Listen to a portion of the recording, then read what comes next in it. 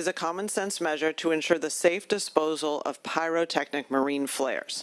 Do I have the permission of the chair to show a photograph of a marine flare? Sure, yes. Okay. With pleasure. So this is what they look like in a box delivered to a fire department that the fire department then needed to deal with these. So this is what we're going to be talking about today. The U.S. Coast Guard requires vessels that are longer than 16 feet and are operating on oceans to carry approved visual distress signals for use in emergencies. Most often, boaters carry 3 pyrotechnic flares that are approved for both day and nighttime use. While there are several brands of battery-powered alternatives, many boaters prefer flares due to their increased visibility during the day. These flares expire 42 months after they're manufactured, meaning they no longer satisfy the Coast Guard requirements. Unused, expired marine flares cannot be disposed of in the regular trash or the recycling. They are explosives, and they must be taken to a facility permitted to accept explosives. Flares also contain chemicals that cause pollution and harm human health. While the exact number can be debated, California's Division of Boating and Waterways estimates that 174,000 flares expire in the state of California each year. Conservatively, there are at least tens of thousands of flares in need of disposal each year, but nearly all household hazardous waste facilities refuse to accept them. In fact, Alameda County is the only county in California that we have found that actively accepts flares, but even they lack the permits necessary to dispose of them. As far as we know, there is only one facility in the entire country that currently accepts flares for disposal, and it is over 1,500 miles away in Missouri. Without viable option, boaters report storing these flares on their boat, shooting them up into the air, or dumping them into the ocean. Stockpiled flares are a fire hazard. Shooting a distress signal outside of an emergency is a federal felony. Dumping unused flares into the ocean or otherwise can leach toxic metals and other pollutants into the water. Expired flares can often end up in the trash or left in front of local government buildings, like that photo that I showed you, like at police stations or fire stations. This results in high costs that are borne by local governments as they then become responsible for arranging for proper disposal. These costs are socialized then onto local taxpayers instead of the boaters who use them. We are actively collaborating with Orion Signals, the primary producer of marine flares, and the Recreational Boaters Association to ensure the costs are not so high that boaters stop carrying these emergency safety devices. SB 1066 will put the responsibility for funding and operating a convenient take-back system onto the producers with oversight by the Department of Toxic Substances Control. SB 1066 is supported by a broad coalition of stakeholders, including local governments, park districts, Teamsters, California professional firefighters, and individual fire districts, waste haulers, harbor districts, and environmental and public health organizations. With me today, I have Leslie Lucas on behalf of the Zero Waste Sonoma organization. They are a co-sponsor of this bill, as well as Justin Milan on behalf of the California Association of Environmental Health Administrators, who also happens to be an avid boater. So if there are any questions about these flares specifically, he can answer them. So with that, if you don't mind, Chair, I will turn it over to my lead witnesses. Yeah, please proceed. Thank you. Thank you very much, Senator Blakespear, Chair, and the members of the Senate Environmental Quality Committee, and I appreciate the opportunity to testify today. My name is Leslie Lukash. I'm the Executive Director of Zero Waste Sonoma, a joint powers authority that covers the unincorporated area of 9 cities and the town in Sonoma County, and serves approximately 500,000 residents. Zero Waste Sonoma is proud sponsor of SB 1066, which solves a serious waste management problem plaguing California's coastline communities, like Sonoma County, which has over 76 miles of coastline. California counties are responsible for planning the management of household hazardous waste, otherwise known as HHW, and our management plans are approved by CalRecycle. Our agency operates an HHW facility in Sonoma County, and we are building a second facility at the estimated cost of $14 million to our ratepayers to build this facility, and that does not include the management of explosives like marine flares. The cost to operate an HHW facility is expensive and require highly trained staff to manage toxic materials. In fact, our HHW facility costs around $2 million a year to operate. Most HHW facilities across the state cannot afford the labor, transportation, and purchase of explosive storage containers called magazines needed to safely accept and manage explosive products. Our HHW facility is not permitted to accept marine flares, and we do not accept them from the public, but residents often leave them at our facility without our permission because they have no local option to safely dispose of them. Senator Blakespear showed you this picture. This was actually left at a fire department in the town I live in Windsor, just last month, and they don't know what to do with this product, so it's still at our local fire department right now. Sonoma County boaters sent me an email and stated there's literally nowhere to dispose of expired marine flares in our county. And he goes on to state that many boaters have told me that they soak marine flares in buckets and wait for the flares to disintegrate and then spread the remnants either on the garbage or down the drain in the waterways because they really don't know where to put the materials. But what happens to those chemicals that are in the water in the bucket? We know that the flares contain harmful chemicals and metals that can negatively impact our water quality. Furthermore, improper flare disposal and trash and recycling can expose hazards to our workers who work in the recycling facilities and the landfill. That is why we have support from the waste management and hauling industry. The majority of boaters literally have no option to properly dispose of flares and are confused on what to do with them. Yesterday, I went to a local marine store here in Sonoma, in Sacramento, to purchase a signal so you could see what a reusable one looks like. If I could ask you to start wrapping up, because I know you have another 2 minutes. Sure. So I just wanted to talk about the cost as the last thing, and that is we organized an event in partnership with 2 other counties, Marin and Contra Costa. It cost us $11,000 to manage 2 buckets of marine flares. That was a cost of roughly $185 per flare when the product is only $12 to buy. There are more cost-effective ways to do this. Alameda County does have the magazine to properly store them, and when they work with the economies of scale, it costs them about $16 to manage the flares. So with that, with the proper partnership and working together with the manufacturers, we look to find a more cost-effective way to manage flares. And so with that, I thank you for your time and ask for your aye vote today. Okay, thank you.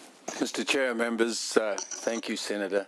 Justin Milan with the Environmental Health Association, and we provide the oversight for both the Coopers, the hazmat folks, and the solid waste people. So we have this issue in both camps. Sometimes these flares end up in solid waste facilities, sometimes they hazardous waste facilities. But I also want to tell you about my experience as a boater. I've crossed 2 oceans, the Pacific a couple of times, and the Atlantic, and I wouldn't go to sea without a marine flare. So I wouldn't like to see a ban of the marine flare. But I can also tell you my extreme frustration in over 40 years in other countries as well as this in getting rid of these things safely. And I'm not prepared to just throw it in the water. I'm not prepared to flare it off when I'm not supposed to. I'm not prepared to drop it into a solid waste facility where I know somebody can get injured and hurt, and I'm also not going to take it home where my kids and my family can be injured, because these things become unstable after a number of years. That's why they have an expiry date. So there is an issue. It's an issue not only in California, it's an issue around the nation, and the cost is exorbitant. And the safety for everybody, the boat operator, the handlers, is significant. And the Coopers have found on many occasions that people can be in violation of taking these things if they don't have the proper protocols in place, if they don't have the proper handlers. So it is extremely frustrating for boaters to find a place to properly manage these flares at the end of their usable life. There is an expiry date on that, and you can get busted by the Coast Guard for having flares that are expired. So you have to turn these flares over. And I have, on my own boat, I must admit, I have got 12 flares that I still haven't got a home for. So I'm just keeping them on my boat. But these are pyrotechnic things. So if there's an incident on my boat, it can go up. And I'm very, very nervous about that. Just to stress, the reason why the hazmat folks, why the Coopers and the local environmental health are so concerned about this, is we just hear from the people that are operating these household hazardous waste facilities, either they cannot do it legally or financially or practically, or the general person that has a boat from any size, 15 feet to 500 feet. I've just seen a poll here. Over 50% of people are disposing of these things illegally by just holding on to them. They're already expired. They should have been properly dealt with. So it is a concern. It's a concern for the regulators. You know that the firefighters are in support. It's a concern for the firefighters to go into a facility. And you might hear about the cost, and you might hear about it inconvenient to have an EPR program. You can have an EPR program because I've taken used oil back to the marinas and the ports, and they have a process of dealing with it. So there are usually secure facilities within each marina, each port, where you could incorporate this collection and do it safely. So we thank you for your consideration. It's not just a flippant issue, it's a serious issue in the state and elsewhere. Thank you to the Senate for bringing it from. I'm happy to answer any questions from a technical and a voting perspective. Thank you very much. Okay, let's hear from anyone else who wants to voice support for the bill. Good morning, Mr. Chair, members. Luis Sanchez on behalf of the California Waste Haulers Council in support. Thank you. Jordan Wells on behalf of the National Stewardship Action Council. We're a co-sponsor, and I'm also going to list off a couple of organizations that have asked me to express their support, including NAPA Recycling and Waste Services, the North American Hazardous Materials Management Association, Resource Recovery Coalition of California, Sonoma County Regional Parks Department, Center for Biological Diversity, San Mateo County Harbor District, Delta Diablo Sanitation District, San Francisco Baykeeper, Heal the Bay, Monterey Regional Waste Management District, Save Our Shores, Boat Safe Northwest, and Sirius Signal. Thank you. Thank you. Good morning. Ariana Creed on behalf of Clean Earth for Kids and support. Also, those are in support are California Nurses for Environmental Health and Justice, FACTS, Grandparents in Action, MAMAS, North County Equity and Justice, Interfaith Coalition for Environmental Justice, and NCCA. Thank you. Good morning. Just one organization, Sarah Polomu with the California Retailers Association, in support. Thank you. That's good. Melissa Sparks-Kranz with the League of California Cities in support. Thank you. John Kennedy with the Rural Counties in support. Thank you. Andrea Ventura with Clean Water Action in support. Morning, Michael Caprio with Republic Services here in support. Michelle Rubalcaba on behalf of Waste Management in support. Yereli Magayon on behalf of San Mateo County in support. Good morning, Nick Lapis with Californians Against Waste in support. Good morning, David Krieger for Waste Connections in support. Thank you, Megan Subers on behalf of the California Professional Firefighters in support. Good morning. Elizabeth Espinosa on behalf of the Board of Supervisors in the County of Santa Barbara in support. Thank you. Priscilla Kudos on behalf of the following clients: Western Plaster Waste Management Authority, Stop Waste, Solid Waste Association of North America Legislative Task Force, all in support, and in support in concept, California Product Stewardship Council. Thank you. Good morning. Kiara Ross on behalf of the Town of Truckee in support. Good morning. Samantha Samuelson on behalf of Rethink Waste in support. I'm Megan Shumway, representing Sacramento 350 in support. Thank you. Okay. Opposition. Okay, why don't you come? You can come up here.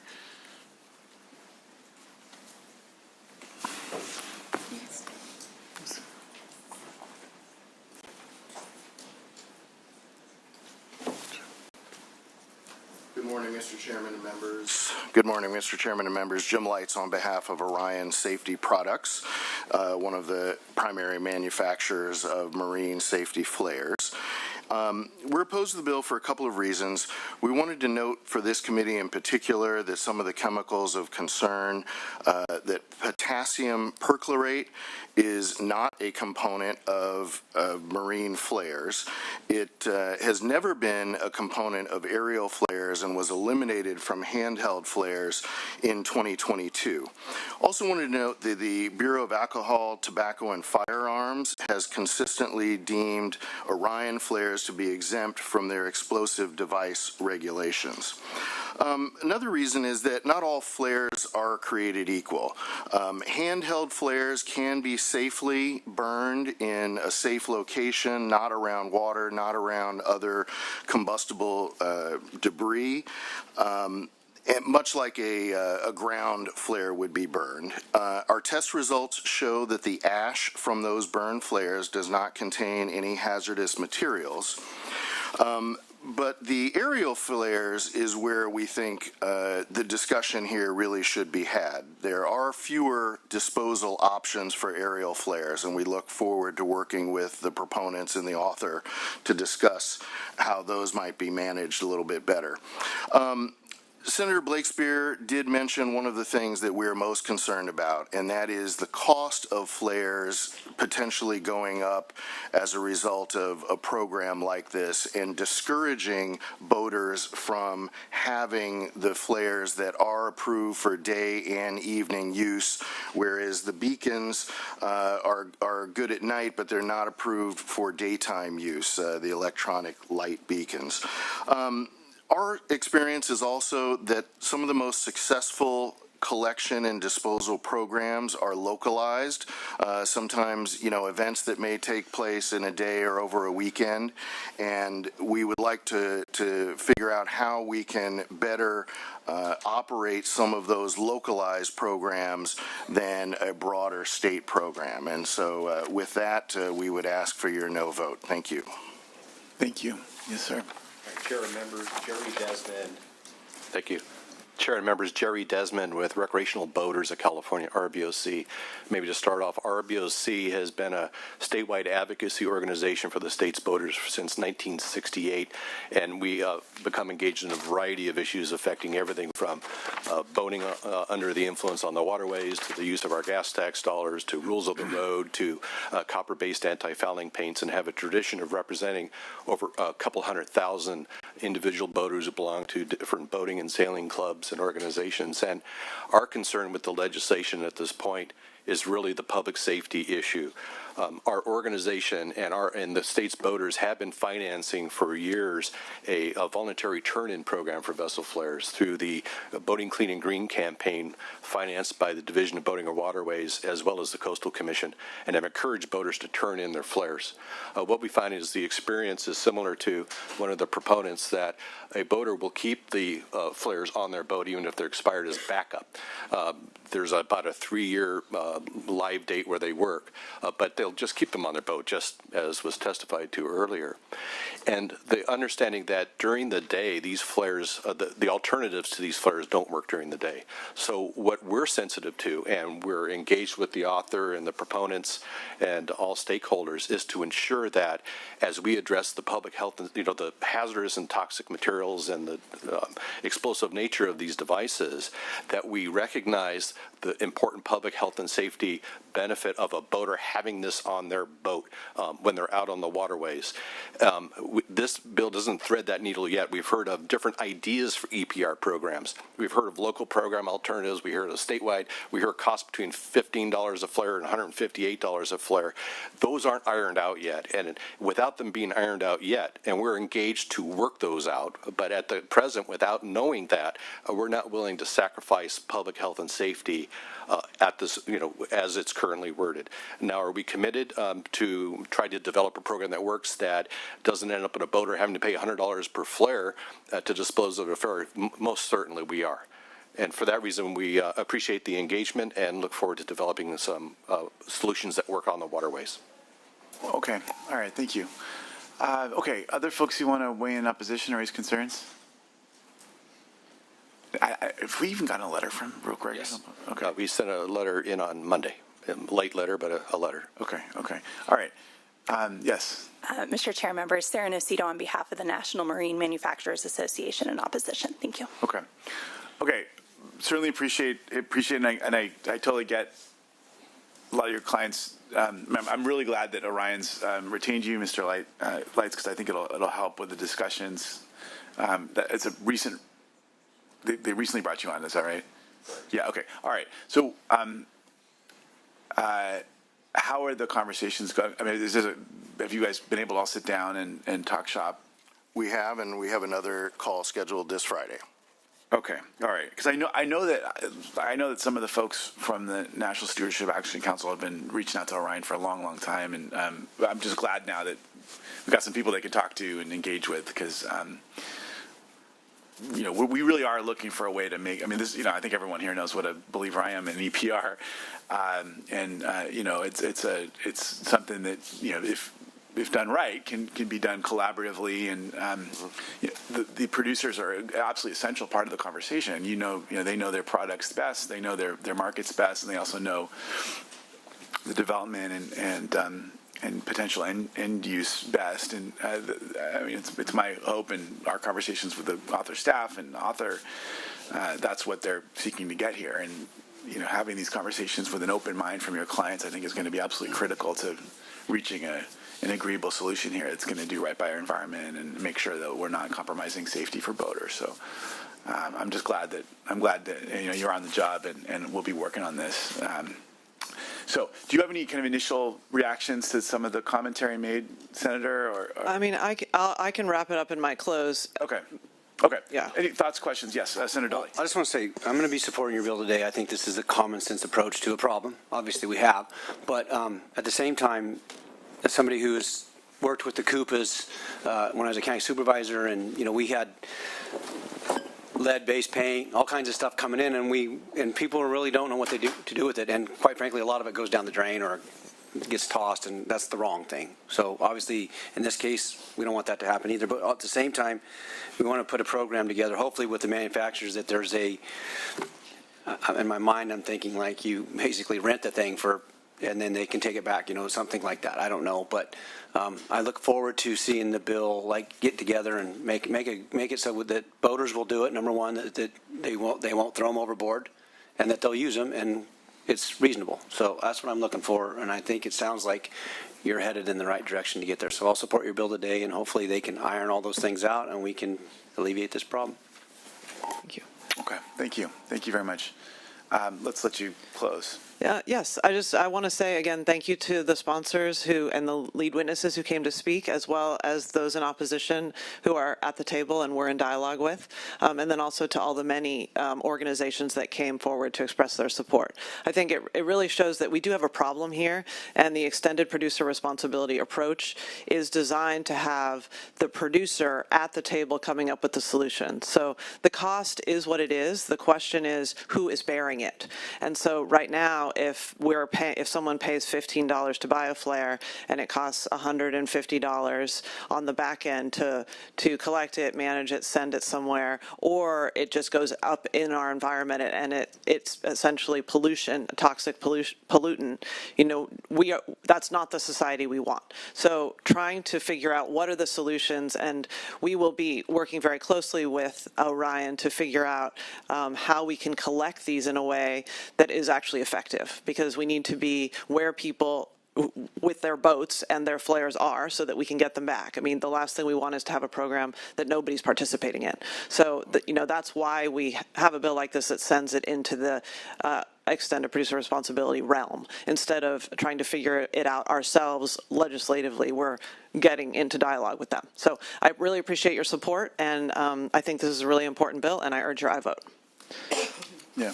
Yes. One last comment. If it's $15 to buy this and it's $100 to get rid of it, they'll just shoot it off somewhere and it won't go back. We have to get that. We have to have parity there somewhere. So I know you know that. Right, but it's a great example. It's a great example of how a company provides a service to people.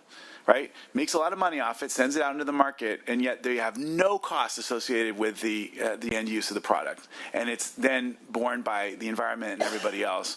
And this is a crystal clear example of the need for an EPR approach, because there's such an externality cost here with a product like this, and they're making the money from consumers, and the environment's paying the cost, and taxpayers are paying the cost in many respects with regards to cleanup, and so they have to be part of the solution. I just appreciate you forcing the issue. And sorry. Voters regulated to have it on their boat. Right, and so we have to have a plan for proper disposal, like with everything. Anyway, that's what we're trying to get at here. Senator Menjivar moves the bill, and let's call the roll. SB 1066, motion is due pass and re-refer to the Committee on Judiciary.